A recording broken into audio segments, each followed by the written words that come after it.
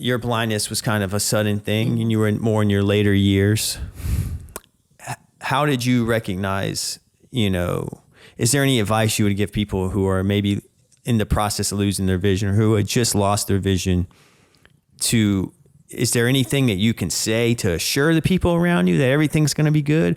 Or is there any like red flags, of things people act like or actions people do that make you feel like, oh, they're probably not going to stick around, or that's a bad behavior, or, any kind of advice towards, sniffing out any kind of behavior with other people, when you're first diagnosed?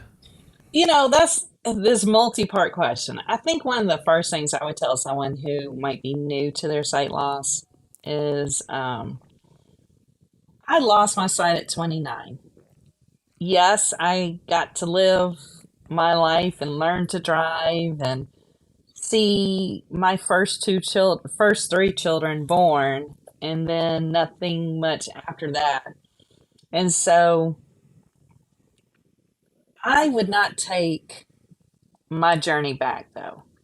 If God came to me and said, "Hey, Stephanie, I will give you back your sight and you can have it, you can do it all over," I would tell him, no, I don't have to have that, because I've had such amazing experiences. Like even this right here, this is a huge thing to me, to come onto your platform, to come on and be able to speak and have someone hear my story. That's a big thing to me, and I don't take it lightly. So for me, I'm living. I didn't go home in a box is normally what I say.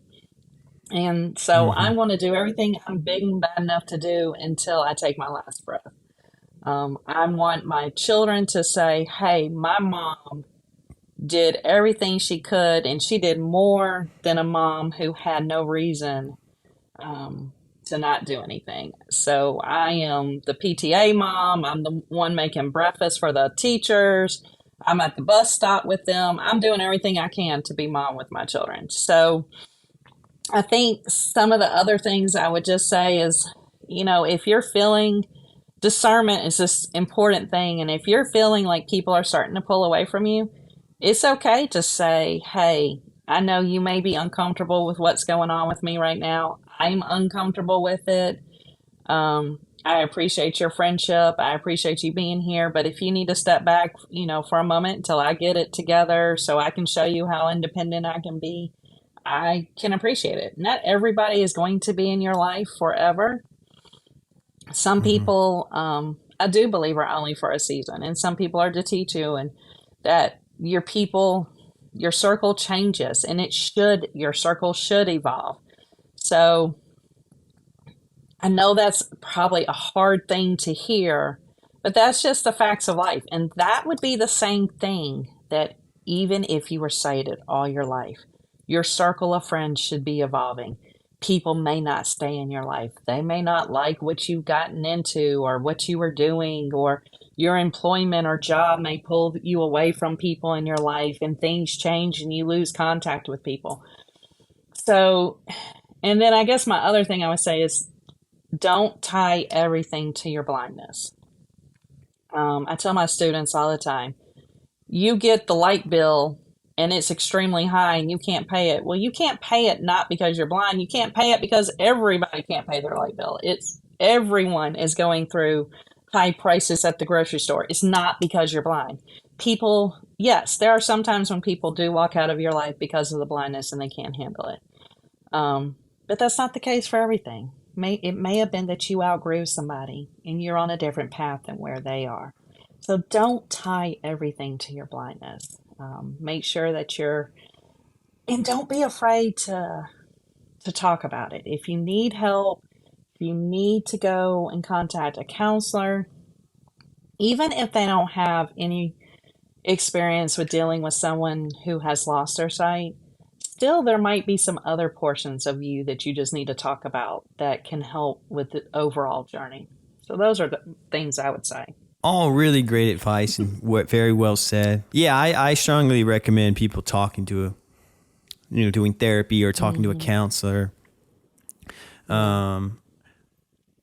Yeah, I was talking to past guest, and he mentioned that he gets free therapy from the Lighthouse Guild for the Blind here in New York, Oh, as wonderful. part of their program, and it's covered with the insurance and all that. So Hmm. maybe it's something to look up. If you have an organization in your state or city, Hmm.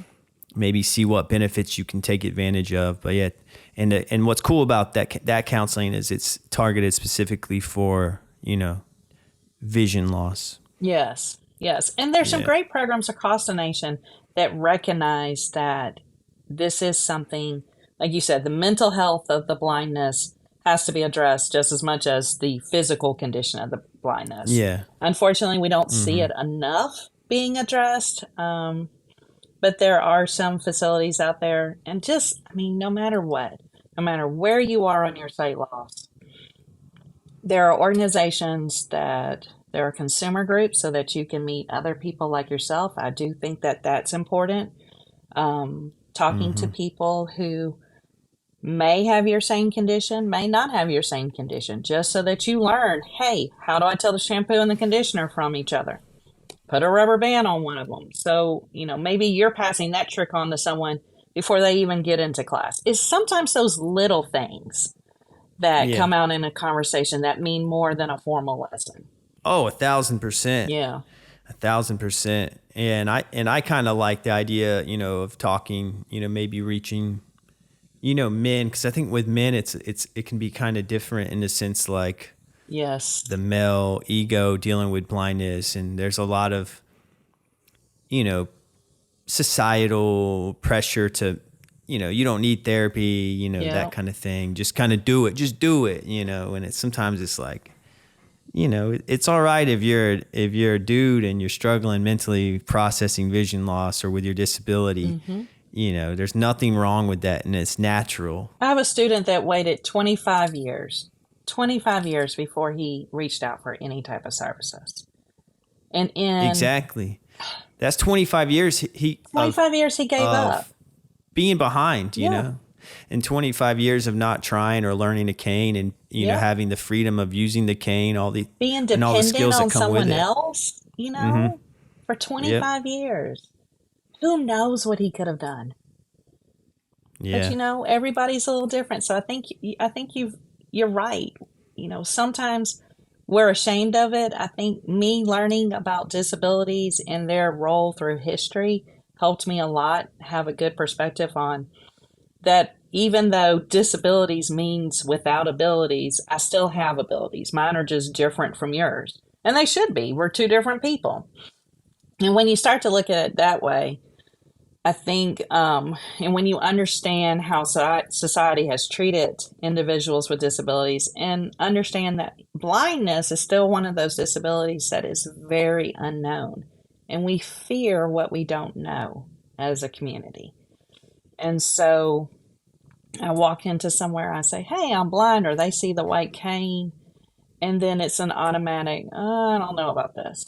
But how I present myself, if I'm confident, if I've got good cane skills, if I understand my technology and I can present myself well, then that helps ease a lot of the fear. So a lot of it has to do with how I feel about myself and my confidence level.